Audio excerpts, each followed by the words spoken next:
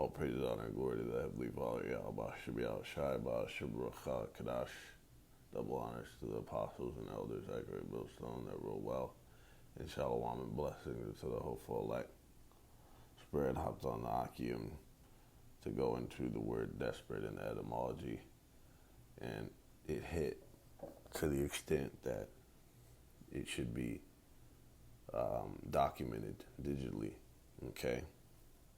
I wanted to record it, to chronicle it in the form of a video because it depicts how wicked the masses of the people are, okay? 2/3 of the nation of Israel, first and foremost. Because like the Heavenly Father himself said, you only have I known of all the families of the earth, Israel, okay? And that alone just shows you that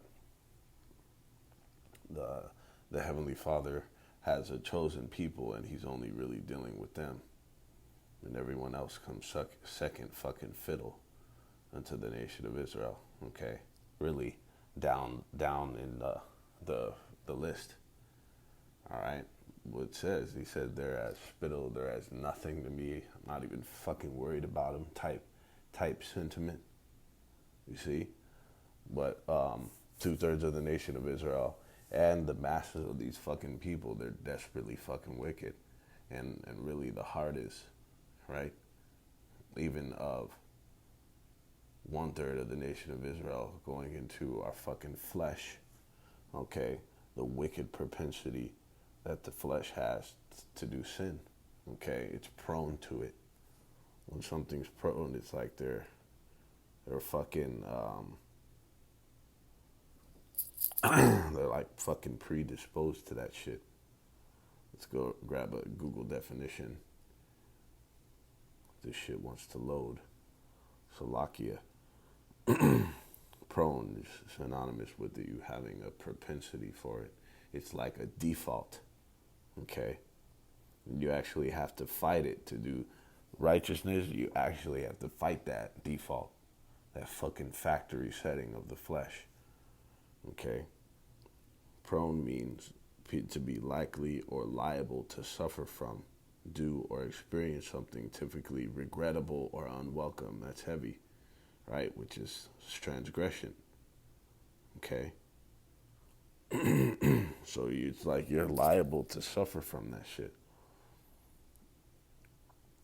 That is the experience that we are in at this current time. It's also known, right, as the heart of stone. That sin-prone nature is this fucking mind that we have, the heart, which is wicked because one of the slogans of this society, right? It's like people's plight in life is to follow your heart, okay? Do what makes your heart happy. All these slogans that reference to, what was the other one? Listen to your heart, right? It's wicked as hell. But let's get this in Jeremiah 17:9 first. The heart is deceitful above all things, and that word deceitful is heavy in the breakdown, but we're going to focus on desperate. It says, and desperately wicked, who can know it, right? In the etymology, it defines as to be despairing, okay, to be hopeless, from the Latin desperatus, to be given up. So you're fucked if you listen to your heart, all right? It's going to tell you to do some off-the-wall wicked shit, something that's completely contrary to not only the law, statutes, and commandments, which are not grievous, okay, but you're going to do some shit that's contrary to your health. You're going to do some shit that's adverse to,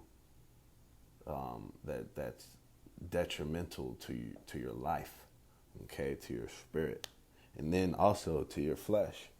Here's this flesh-prone, Salakia, this sin-prone flesh. So the flesh is prone to sin, but the sin is going to even damage your flesh, Okay, so it's fucked all around. It's gonna, of course, damage the spirit, but the flesh as well. So it's like giving up, despaired of, to despair, to lose all hope. D, which means without, and then sperare, which means to hope. Okay, without hope, without prosperity. Okay,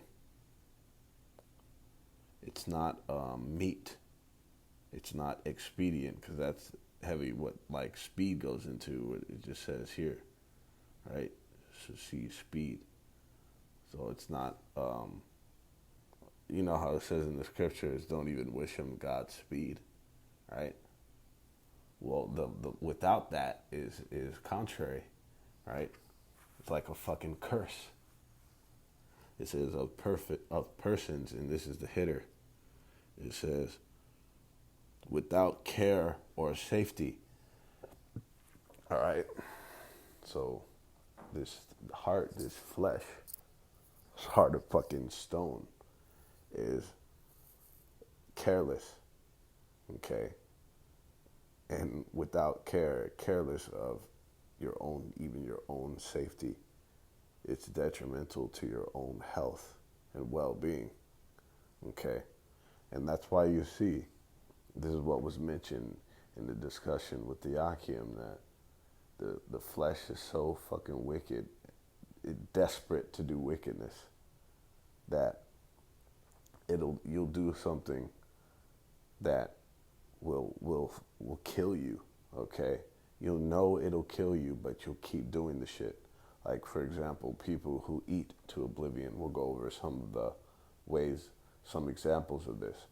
People who eat themselves to oblivion in volume, meaning the amount that they eat. Just eat and eat and eat and gorge the fuck out.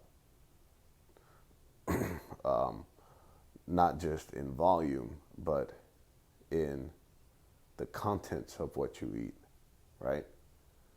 Because you don't always have to eat yourself to fucking oblivion. It's what you eat, right? People, they eat that. Of course, abominable food, but even what's deemed as so-called lawful food, you know, fast food, it falls under these categories of shit that'll kill you, right? Didn't that motherfucker do the supersize me, and he was fucked off from that? If you go into the long-term effects of what happened to that guy for doing that, right? Eating that, these fucked up foods.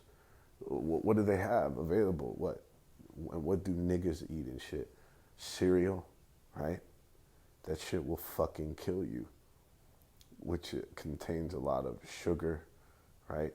They talk about the 5 whites: white sugar, white flour, white rice,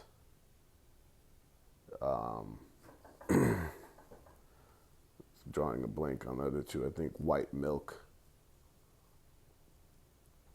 And Salakia for the lag on this fucking internet. But all these this detrimental food, god damn it, Salakia.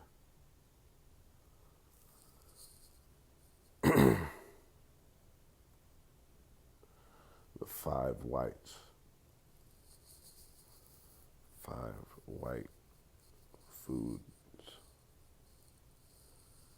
White flour, white rice, white sugar, white salt, which is white bread, right? White bread, white sugar, white rice, white pasta, milk. All right. That shit'll fucking kill you. And that's in most of the shit in the standard American diet. Sad diet.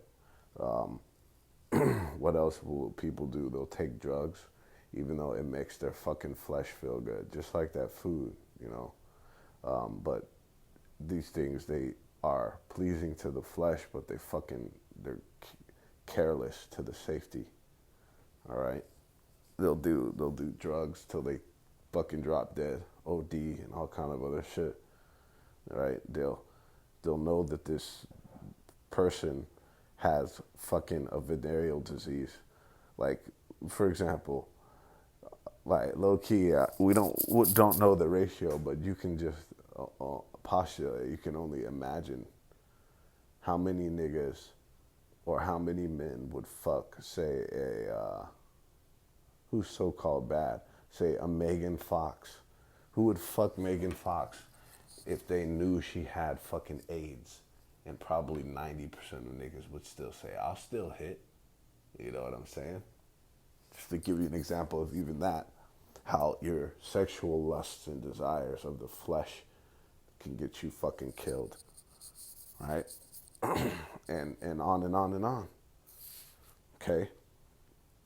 Of how reckless and dangerous it is to so-called follow your heart, how desperately fucking wicked it is.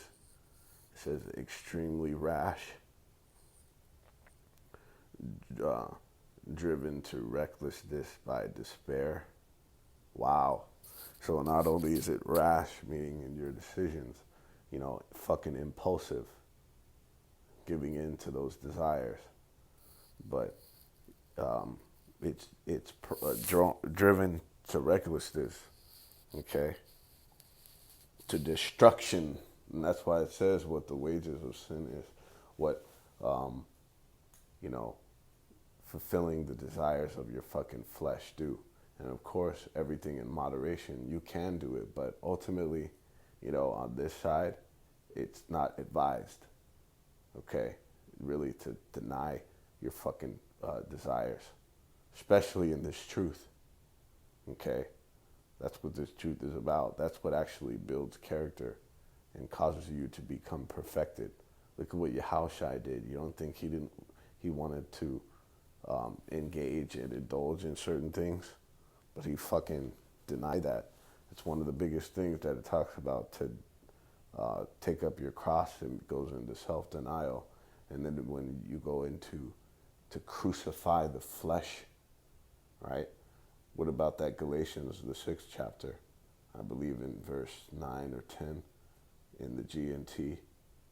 If you plant in the field of your natural desires, which, let's reiterate, it's not going off necessarily in moderation to fulfill your natural desires, meaning the desires of the flesh. But if you continue to plant in that field, it says what? From it you will reap the harvest of death. Okay, it's going to lead you to fucking destruction. You're going to fucking kill yourself, in other words. You see?